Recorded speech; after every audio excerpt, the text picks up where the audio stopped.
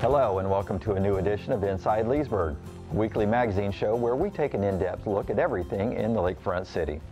Public housing programs are an important part of our community, providing everything from home and rental assistance to homeowner education and neighborhood improvement grants. These services are essential to help stabilize challenged neighborhoods and to improve the quality of life for our residents. We are proud to report that Lake County and the City of Leesburg are now working on a new project to provide temporary housing for residents who strive for a more permanent solution. The government's purchased a collection of badly blighted apartments and renovated them for new rentals. Tenants receive assistance like most public housing, but to live there, they must participate in financial and residential counseling to help guide them toward permanent home ownership. Joining me now to further discuss this topic is Ken Thomas, Leesburg's Housing and Economic Development Director. Thanks for joining us, Ken. Thank you, Rob. Ken, let's start off in telling me a little bit about how did the apartment project get started? Well, the apartment complex got started based on a need for more home ownership in the community. We felt as though in order to get more folks in home ownership, we had to grow our own homeowners. Just as we do with the business incubator, we incubate businesses, well, we need to also incubate homeowners. And by doing so, we provide them with education, training, and the opportunity to become homeowners. Mm-hmm. Now, I'm going to slip in a question here, but as far as the apartments and where they're at, this is an area that has certain challenges. This isn't just any neighborhood. Mm-hmm. This is a neighborhood that's in need of some assistance, I guess? Absolutely. Carver Heights is a wonderful community, but throughout the years with some of the homeowners moving away, more rentals being built, less home ownership, the community began to deteriorate into the state that it's in today. However, there is a bright future for Carver Heights, and we are playing a part of that with the apartment complex. But that apartment complex is one of the tools that we chose to use in order to get more people excited and wanting and willing to live in Carver Heights. So on top of an improvement project for the apartments and helping to stabilize the neighborhood, also helps to instill pride within the community as well. Mm-hmm. So tell me a little bit about how many apartments were purchased and what kind of property is this? It's a 12-unit apartment complex. We have 6 3-bedrooms, 1 baths, and 6 2-bedroom, 1 baths. And it was purchased through a foreclosure sale by the bank, and we acquired it with funds from Lake County government as well as the Carver Heights CRA. Mm. Now, these apartments, I understand, either were minimally managed or didn't have much management at all. How bad were the conditions in the apartments when you acquired the property? They were very blighted. You had windows and doors that were broken and torn down. You had people living in it. It was vagrants going in and out. It was just deplorable conditions. At one time, we thought about demolishing them. They were in such bad shape. But there was a vision, there was a need, and it would cost us more probably to build new ones as opposed to renovating, so we decided to renovate. With those type of conditions, it would seem fairly easy to understand how that would bring down the quality of life in a neighborhood pretty easily, even if it's surrounded by homeowners who are trying to take care of their properties. Right. I imagine that could be pretty bad drain on the neighborhood. Well, we did a little research early on when we were considering buying them, and we went out and we talked to folks in the community. We talked to folks that's throughout Leesburg, and we told them that we were considering buying this property on Miss Pond Simmons. And once we mentioned that name, Miss Pond Simmons, people just said, oh no, I don't want to live there. So it was an uphill battle for us in trying to get individuals excited and even willing to consider moving into Carver Heights on the Miss Pond Simmons property. We didn't allow that to make us stumble or stop what we were doing. We just believed that once the finished property was done, that people will have a different outlook on wanting to be there. And today we got over 75% occupied within a 2-week span. That's amazing. Well, here's the exciting part. You were able to show what the potential was for the property. Can you tell me a little bit about the improvements that were made there? Well, if you can envision an apartment complex, just a shell. We ripped out everything.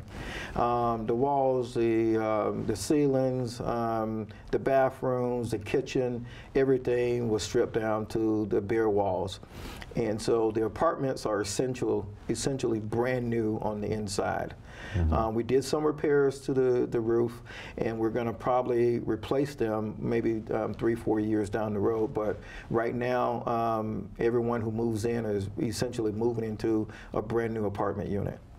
Now, everything, we took a tour of it recently, so everything from new kitchens, counters, refrigerators, even new air conditioning. Absolutely. New hot water heaters, new bathroom, new tubs, new carpet, new towel, new windows, new blinds, the whole 9 yards. So basically a complete transformation from what was a very blighted property that you've turned this into a neighborhood project that people would be proud to live in. Absolutely. The families that we have chosen to live there, they're committed. We went through a series of maybe 50 to 60 people who were evaluated, and we've narrowed it down to, we have 8 families out there now. So you can imagine the interviews that we went through to find the best candidate who had the vision to be a homeowner with a short period of time, because the individuals that live there, they're committed. They have some obligations. They're just not there because we created a new apartment complex and it's new on the street and, you know, hey, we got our sign out, do you want to rent an apartment? No, these are people who are committed to be homeowners. And that's exactly what our ultimate goal is to build home buyers. And that seems to be a step above what a lot of folks think of public housing, is that it's not just providing a roof over someone's head.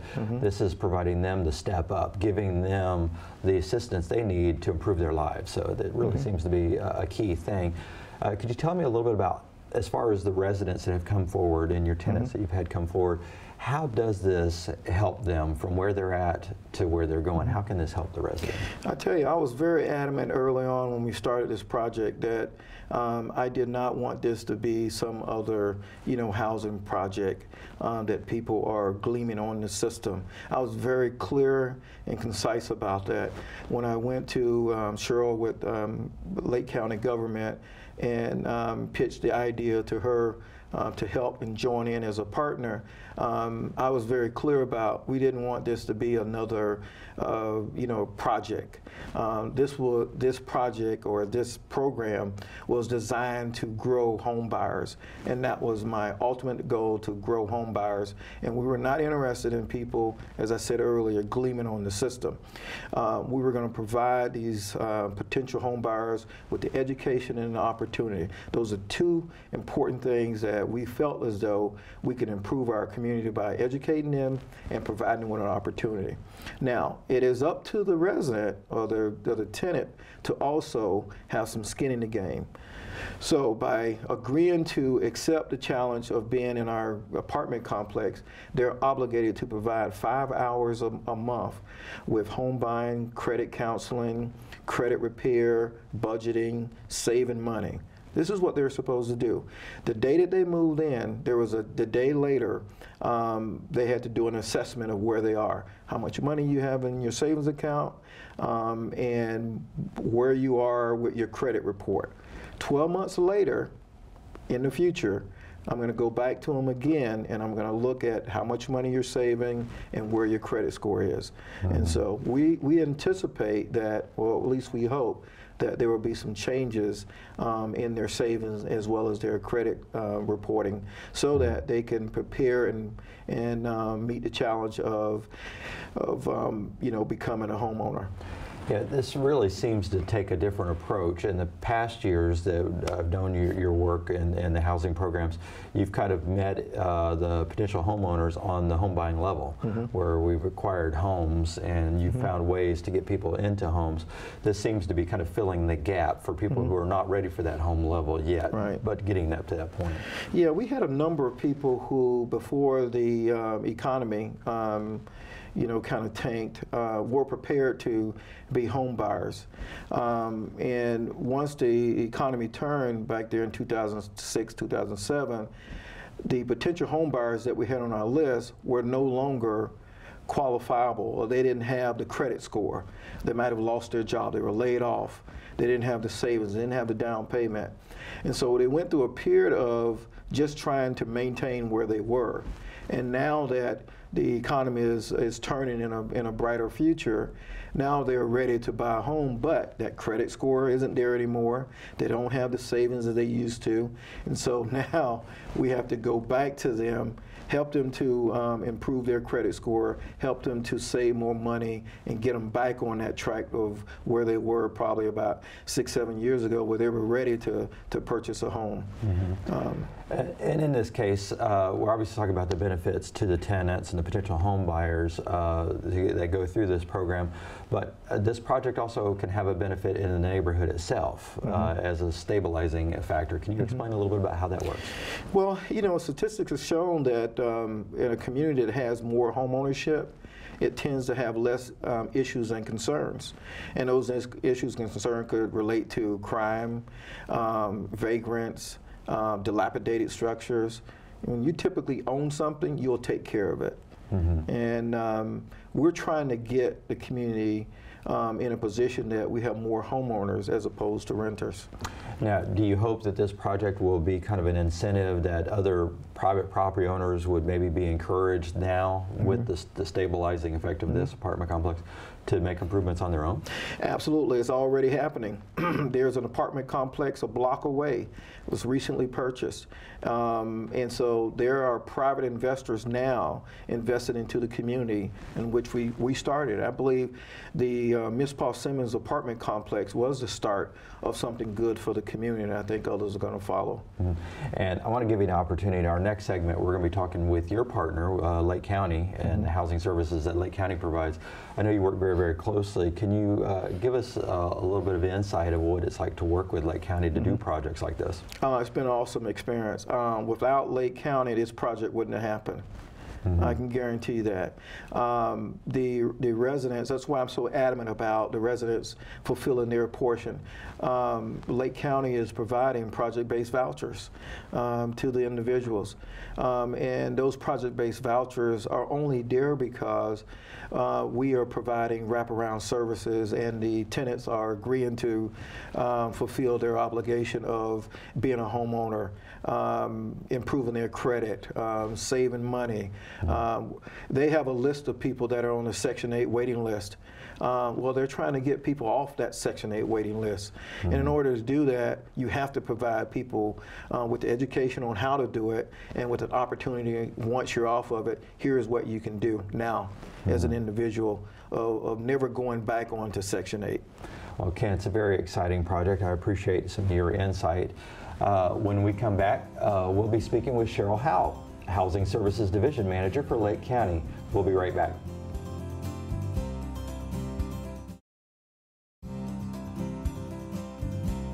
Welcome back to Inside Leesburg. Today we're taking an in-depth look at how the City of Leesburg and Lake County are working together on a new project to provide temporary housing for residents in our county who are striving for a more permanent solution. Joining me now to take a closer look at this topic is Cheryl Howell from Lake County. Cheryl, thank you very much for joining us. I do appreciate it.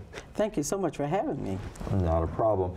Cheryl, I know through Housing Services, you provide so many different services to residents. About how many folks receive assistance through your programs? We serve about 575 clients monthly. We oversee the Section 8 program, which is a federally funded program. We also oversee the Community Development Block Grant Program, which is a federally funded program, and the SHIP program, which is a state-funded program.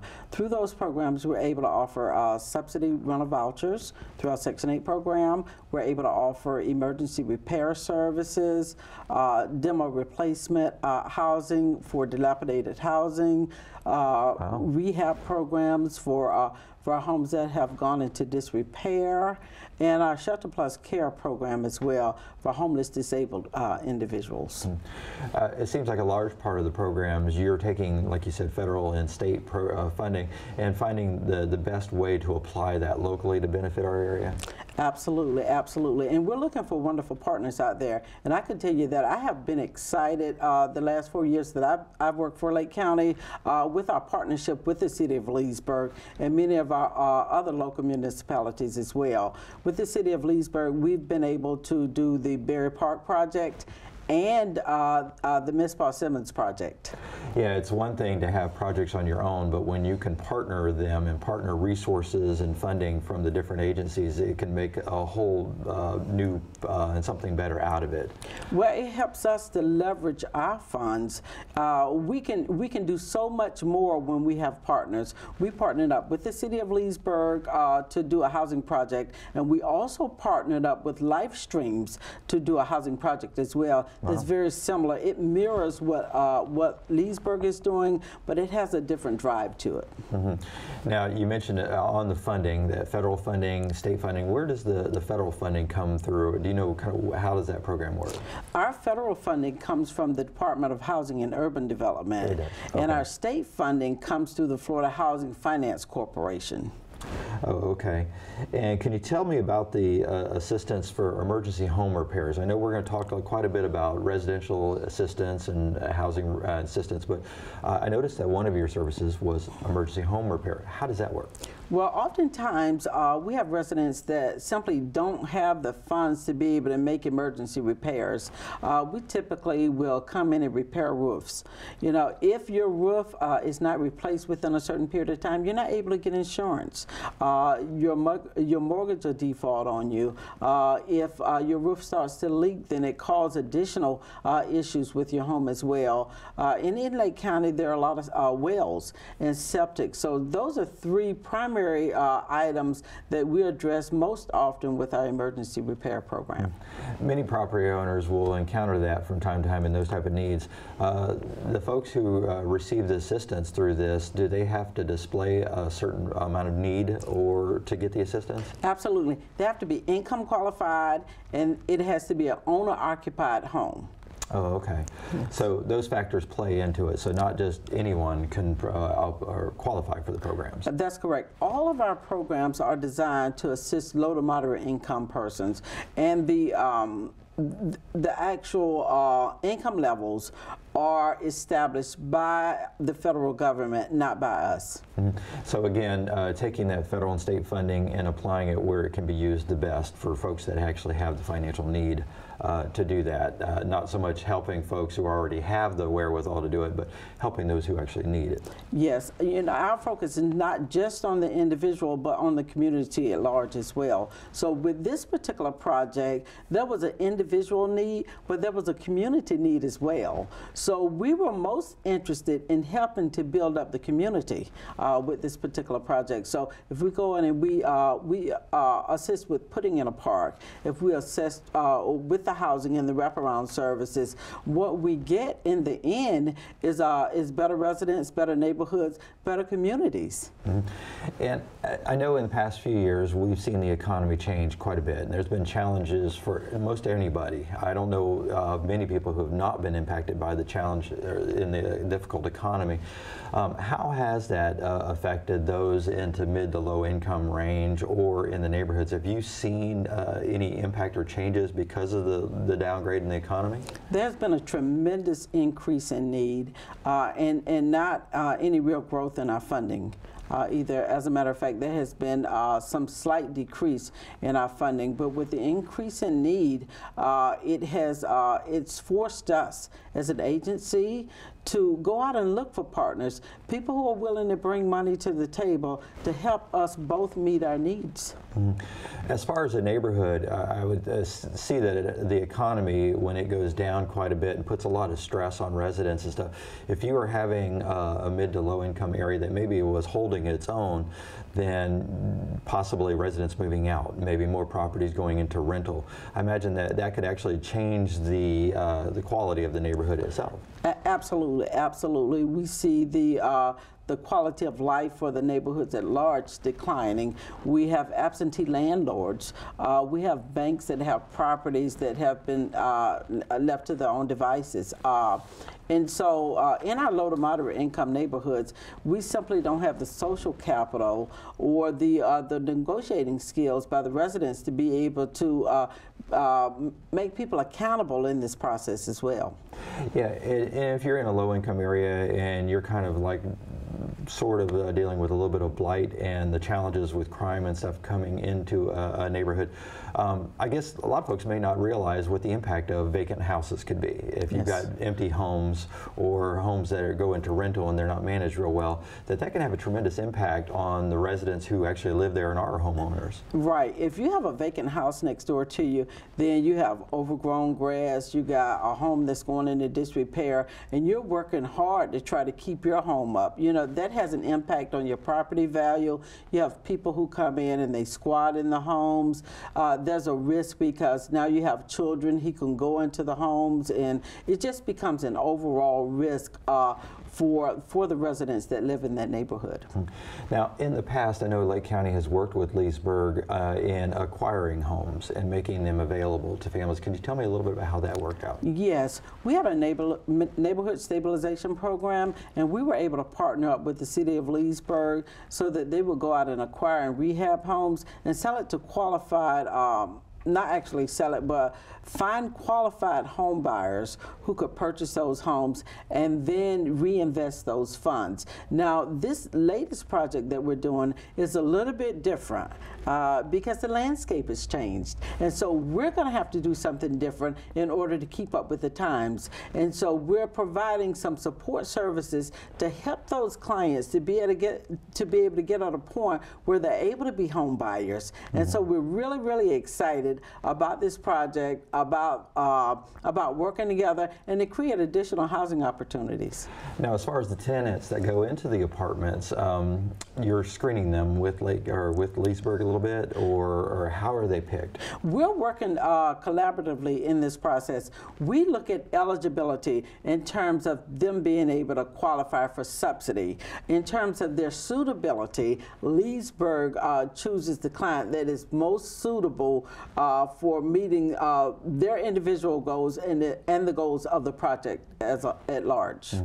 But I'm assuming that with that many people that you serve throughout Lake County, that there was probably a lot of candidates out there, so it wouldn't be hard for you to pick from a list of folks that would be candidates to move in here to fully occupy this property. No, we have people knocking on our doors. We have, you know, there is such a great need for opportunities like this, and you know, people see the opportunity in it. They see the real opportunity. They see themselves, they're starting to see themselves as homeowners one day, being able to create and establish some reachable goals. And we see this as an opportunity to improve what we do administratively as well. Because if I can have more people on the program that we're paying less per unit cost for, that creates an opportunity for another family to come on the program. When we have people graduating from our program, going into home ownership, I mean, that says that we're doing what we need to do. In many cases, I assume that the hope and the inspiration is there within the tenants, that they want to be a homeowner.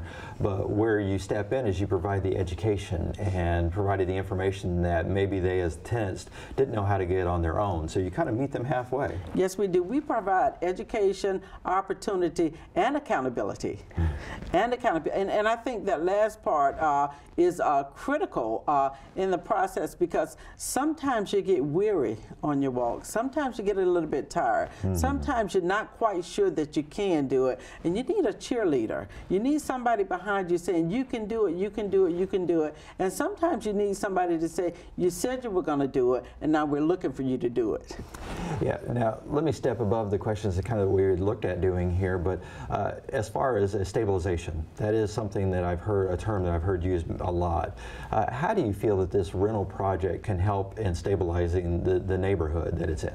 I believe it's going to have a rippling effect. I think there's going to be a social impact that will occur as well. So when they start to see their brothers and their sisters or their uncles or their aunts get better and start to reach those goals, then they'll know that it's attainable for me too.